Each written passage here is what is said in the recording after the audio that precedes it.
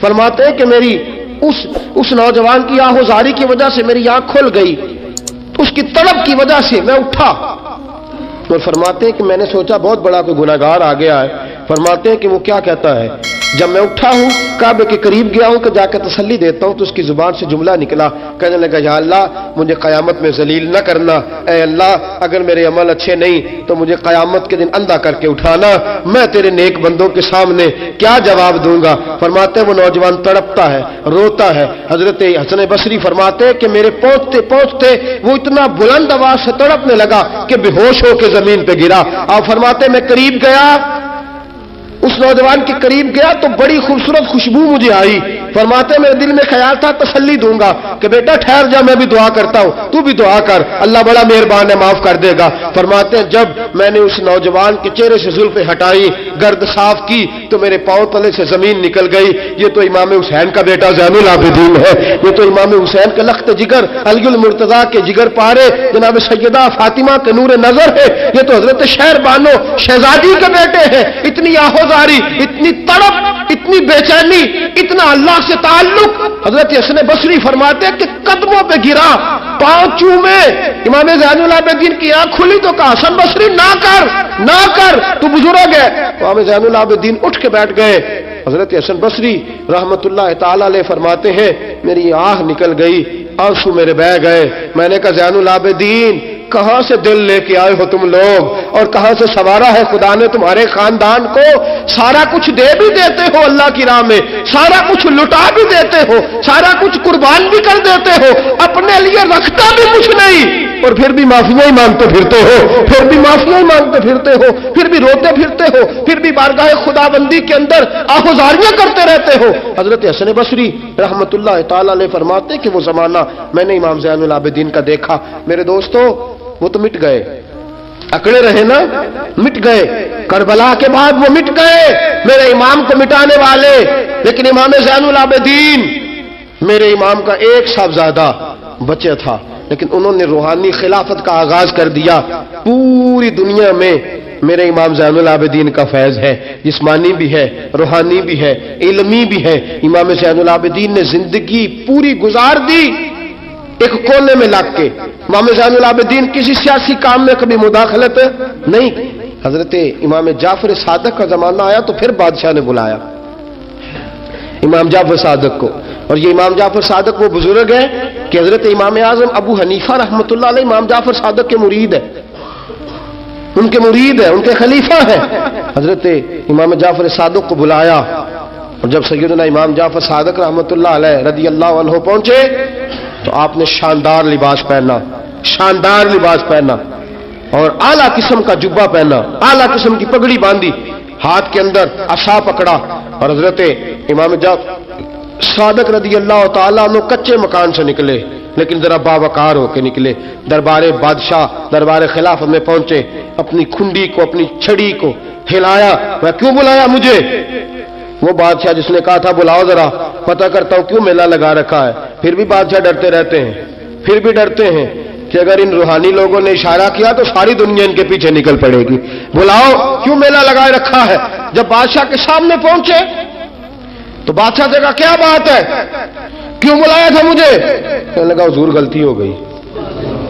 آج کے بعد امام جعفر صادق باہر نکلے تو بادشاہ کے واری کہنے لگے تو بڑی باتیں کرتا تھا، ڈنگے مارتا تھا، بڑھ کے مارتا تھا، بلاؤ امام کو پوچھ لیتا ہوں کیا ہوا۔ کہنے لگا یار پتہ نہیں کیا بات ہے، جب نہیں ہوتے تو بات نکلتی ہے، جب سامنے آ جاتے ہیں تو منہ کے اندر سے زبان بولتی نہیں ہے، جب سامنے آتے ہیں تو کیا روب ہے، کیا روب ہے۔ اصل اسے سمجھ نہیں تھی کہ تیری نسل پاک میں ہے بچہ بچہ نور کا، تیری نسل پاک میں ہے بچہ بچہ نور کا، تو ہے عین نور، تیرا سب گھرانہ نور کا۔ حضرت امام جعفر صادق باہر نکلے تو آپ کا خادم گھر جا کے کہنے لگا امام صاحب اعلیٰ قسم کا لباس، لوگ باتیں کر رہے تھے، اتنا بڑا قیمتی لباس، لوگ گفتگو کر رہے تھے۔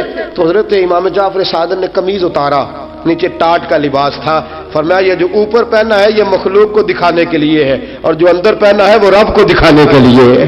اندر اللہ کو دکھانے کے لیے ٹاٹکا ہے، لیکن مخلوق کو دکھانے کے لیے میں نے اعلیٰ لباس پہنا ہے، ان کے دل میں خیال نہ آئے کہ رسول پاک کے اہل بیت شاید کمزور ہو گئے ہیں، اس لیے ڈرتے اور سہمے ہوئے آتے ہیں۔ میرے نبی کے خاندان نے اس وقت سے لے کر تا دم آخری آج تک ایک پورا کردار ادا کیا ہے۔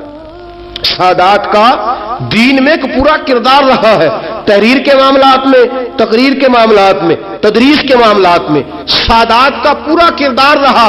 وقت گزرنے کے ساتھ ساتھ کبھی سید غوث اعظم کی شکل میں آئے اور کبھی سید معین الدین چشتی اجمیری کی شکل میں آئے اور کبھی سید علی حجویری داتا گنج بخش کی شکل میں آئے اور کبھی یہ سید حضرت شاہ آل رسول ماں رہروی کی شکل کے اندر آئے اور کبھی یہ سید میر عبد الواحد بلگرامی کی شکل میں آئے۔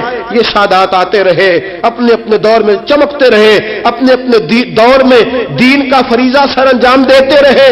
انہوں نے پھر اعلان حکومت والوں کو کہا کہ ٹھیک ہے، اگر تم سمجھتے ہو کہ اس طرح ہمیں دین نہیں پھیلانے دیتے تو ہمیں اللہ نے توفیق دی ہے، ہمیں اللہ نے طاقت دی ہے، اللہ نے ہمیں روحانیت دی ہے، ہم اس روحانی طرز کے ساتھ دین پھیلائیں گے۔ میرے دوستو، اگرچہ قوت اور اقتدار بھی ہمیشہ انہی کے پاس رہا، کربلا میں جو بھی آیا آپ دیکھ لیجئے نا، یزید کے 14 بیٹے بتائے جاتے ہیں، کوئی بھی نہیں کہتا میں یزید کی اولاد میں سے ہوں۔ امام زین العابدین ایک ہی بچے تھے نا کربلا میں، آپ کو گلی گلی سید ملیں گے، نگر نگر سید ملیں گے، جگہ جگہ رسول پاک کی اولاد ملے گی۔ میرے دوستو یاد رکھنا، جو ظلم کرتا ہے اور ظلم میں بڑھتا ہے وہ بچتا نہیں، اس کا نام مٹ جاتا ہے، اس کا کردار نفرت کی علامت بن جاتا ہے۔ زندگی آپ بھی گزار رہے ہیں، وقت میں بھی بتا رہا ہوں، یاد رکھنا، خیال رکھنا، اگر ظالم بنو گے تو مٹ جاؤ گے، اگر ظالم بنو گے تو ختم ہو جاؤ گے، اگر ظالم بنو گے تو تمہارا نام لینا لوگ پسند نہیں کریں گے۔ ظلم کا نشان بن کے نہ رہنا، محبت کی علامت بن کے رہنا۔ اگر کبھی مار بھی کھانی پڑی تو وقتی طور پہ کھا جانا، تھوڑی دیر کے لیے مار کھا کے دیکھنا، کبھی کبھی مار کھانے میں بھی بڑی عزت ہوا کرتی ہے، کبھی کبھی مار کھانے اور برداشت کرنے میں بھی بڑا وقار ہوتا ہے۔ کبھی یہ بھی کر کے دیکھو، اس میں بھی ایک ذائقہ ہے، اس میں بھی ایک لطف ہے۔ میرے عزیزوں، جو ظلم کرے گا نہیں رہے گا، جو ظلم کرے گا اگر کتنے بھی اس کی ہاں اولادیں ہو جائیں اس کا نام نہیں چلے گا۔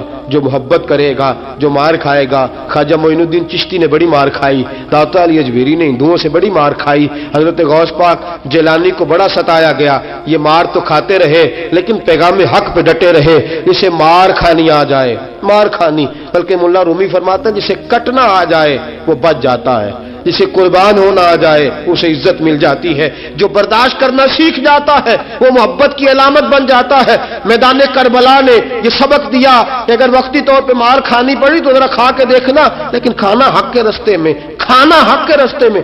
اور ایک اور بات بھی ذہن کے اندر رکھیے، ضروری نہیں کہ کسی جگہ پہ کثرت ہو جائے، زیادہ ہو جائے تو وہ حق کی علامت ہی ہو۔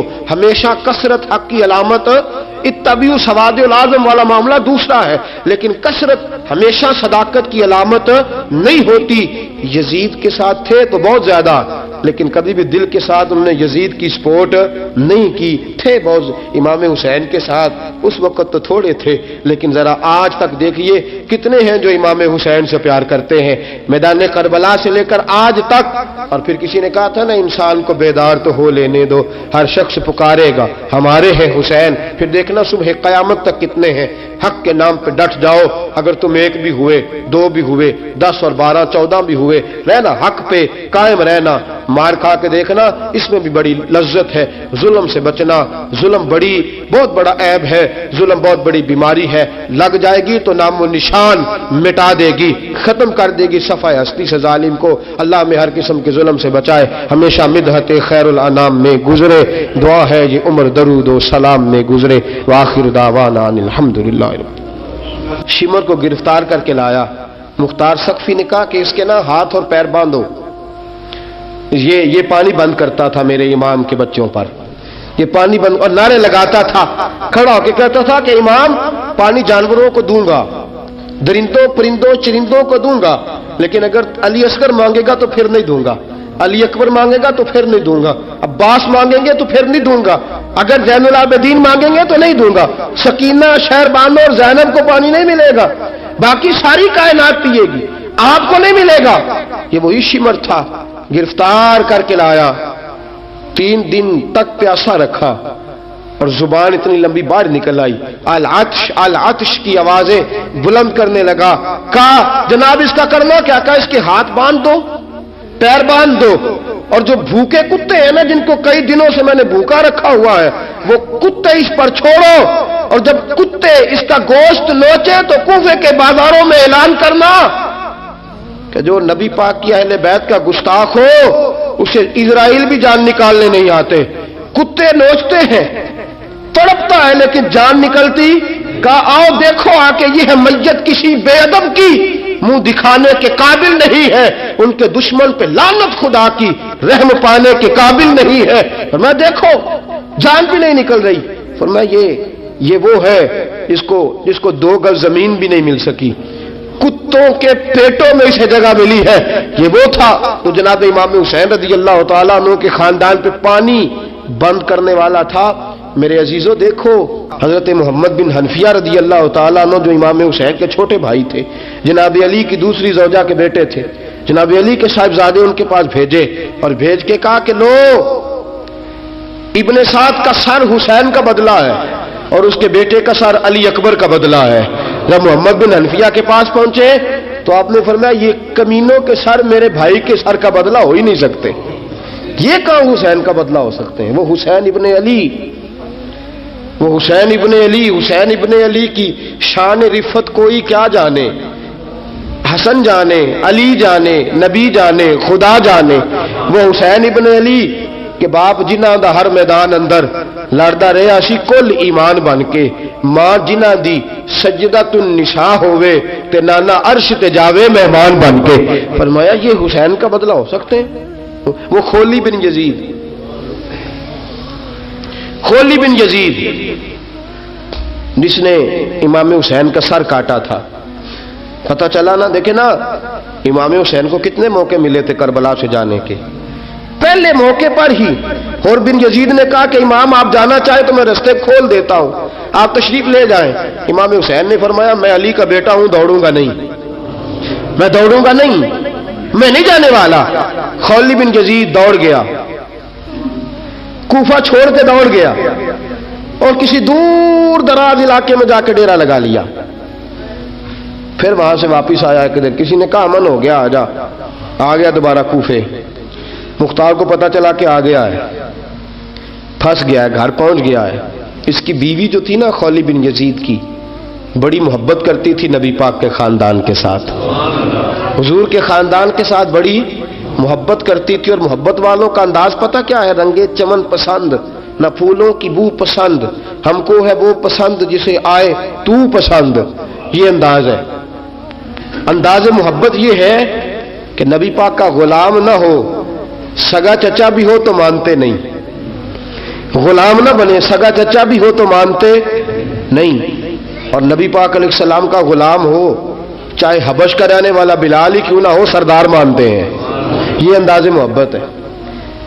وہ بیوی بڑی محبت کرنے والی تھی، اس نے پیغام بھیجا، اس نے کہا آ گیا ہے گھر، بندے بھیجے کہا جاؤ خولی کو پکڑ کے لاؤ۔ مختار نے کہا جلدی لاؤ، حکمران نے حکم دیا لاؤ، پکڑ کے گئے، گھر کے اندر گئے تو چھپ گیا۔ چھپا کہاں؟ ٹوکرے کے نیچے۔ میں نے کہا ظالم بزدل ہوتے، ایک ٹوکرے کے نیچے چھپ گیا۔ بیوی سے کہنے لگا، ان سے کہنا میں گھر کوئی نہیں، ان سے کہو میں گھر نہیں۔ بیوی کہنے لگی چلو ٹھیک ہے۔ دروازے پہ گئی، وہ کہنے لگے ہم خولی بن یزید کو گرفتار کرنے آئے ہیں۔ منہ سے پکار کے کہنے لگی گھر کوئی نہیں، منہ سے، اور ہاتھ کے اشارے سے کہنے لگی وہ ٹوکرے کے نیچے چھپا ہوا ہے۔ منہ سے کہنے لگی کوئی نہیں گھر، تاکہ سن لے اندر، سن لے۔